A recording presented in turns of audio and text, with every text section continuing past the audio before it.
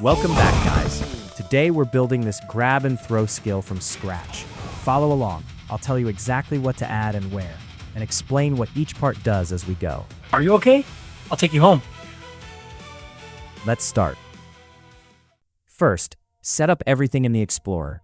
Add a rig to the workspace and rename it Dummy. That's our test enemy. Any model with a humanoid that isn't a player counts as an enemy. And this works for both R6 and R15 rigs. In replicated storage, add a remote event and name it Skill Remote. This is the one channel between the player's client and the server. In the workspace, add two attachments. Name one Crack VFX, the other Wind VFX, and put your particle emitters inside each. These are the impact effects. On each emitter, you can set an emit count attribute for how many particles to fire, and an emit delay to stagger it.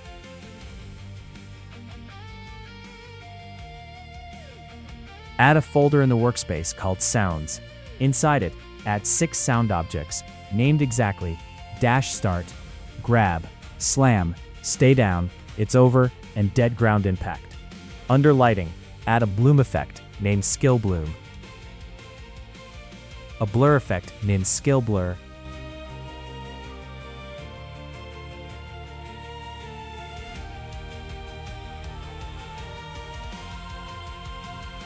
and a color correction effect named Skill CC. Leave them at default. The client animates these for the attacker's screen during the skill. And under your character's upper torso,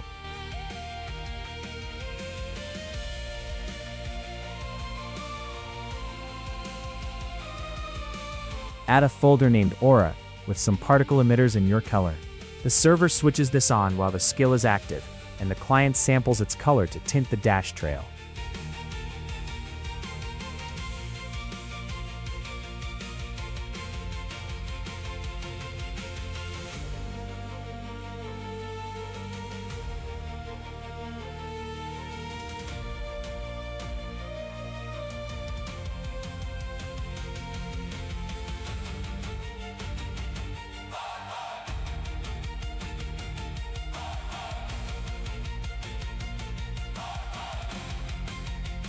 Now the Ragdoll. In replicated storage, add a module script named Ragdoll Module.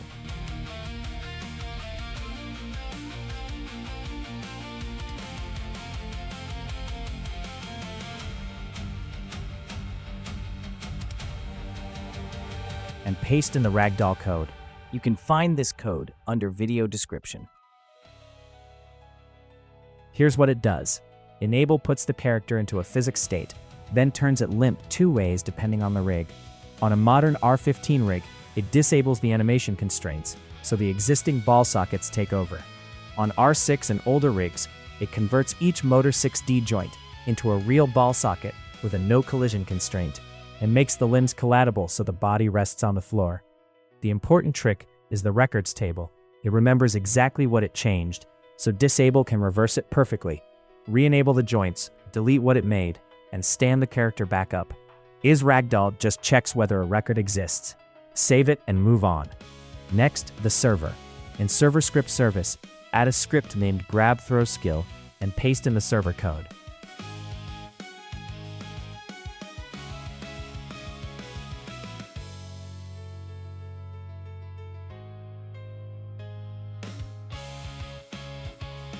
Then paste your 2 animation IDs into the grab animation and throw animation fields at the top. Here's what this script does. At the very top, it registers 2 collision groups so you can phase through the enemy during the grab, and it preloads your animations, so the first use isn't a miss. The main part is the server event. When the client messages dash, it just plays the dash sound and tells other players to show your afterimage. That's it. Otherwise, the message is the target enemy, and the server validates it. You have a hand, and the enemy is alive and actually within grab range. The client picked the target, but the server decides if it's allowed. That's what keeps exploiters out. Once it passes, it switches your aura on, plays the grab animation, ragdolls the enemy with our module, and welds the enemy's head to your hand with a motor 6D, snapping it on instantly so the grab never depends on physics settling. After the hold, it plays the throw, waits a short windup, and drops the weld. Then it checks. Will this throw kill? If not, it's a normal slam, with the stay down and slam sounds, and damage, and a watcher fires the crack effect only once the body actually hits the floor. If it will kill, it runs the finisher instead. It anchors the enemy, slows the animation down, glides it to the ground in slow motion, and triggers the cinematic on your screen. Finally, it unragdolls the enemy after a delay if it survived. Now the client. In Starter Player scripts, add a local script named GrabThrowSkillClient and paste in the client code.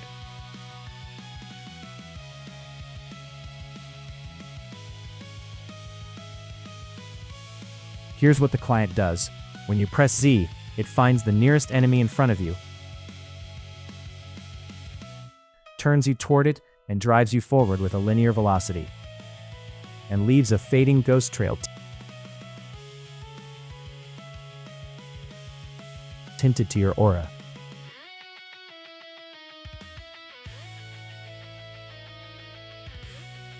Then it messages the server twice. First dash for the sound in the trail, then the actual target once the dash has closed the gap. The rest is reactions to the server. It listens for crack to burst the impact effects, impact to shake your screen and punch the bloom on a normal hit, and slow-mo to run the finisher. That's the orbiting camera that sweeps from behind your shoulder, around to the front, plus the heavy contrast and bloom. Everything on the client is feel and visuals. No decisions live here. Save it. Last thing before testing, your animations.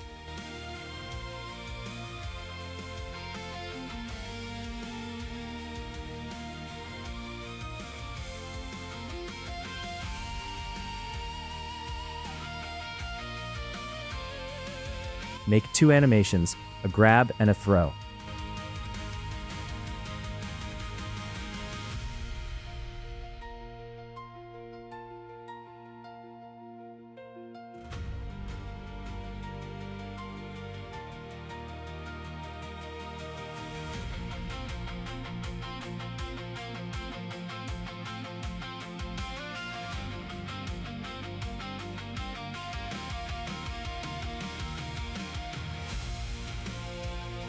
Export them and paste their IDs into the grab animation and throw animation fields in the server script.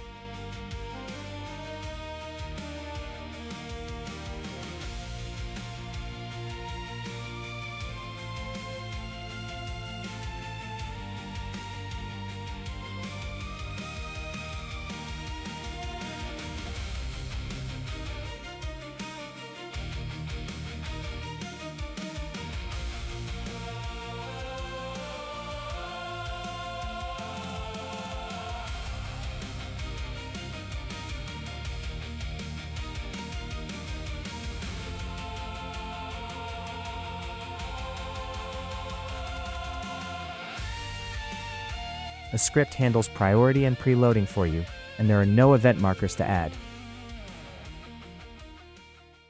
Now let's test. Hit play, face the dummy, and press Z. Stay down! You should dash in, grab it onto your hand, and slam it down, with the crack and wind effects when it lands, the sounds, and a screen shake. It stands back up a couple seconds later. Now the finisher. And instead of the normal slam, you get the slow motion descent. The camera orbits from behind your shoulder, around to the front, and dollies in. The contrast and bloom ramp up. You hear it's over, and the dead ground impact. Then the camera releases. And that's the whole skill. Assets, 2 animations, 3 scripts in a module, with the server owning every decision, and the client just playing what it's told. If this helped, drop a like, subscribe, and I'll see you in the next one.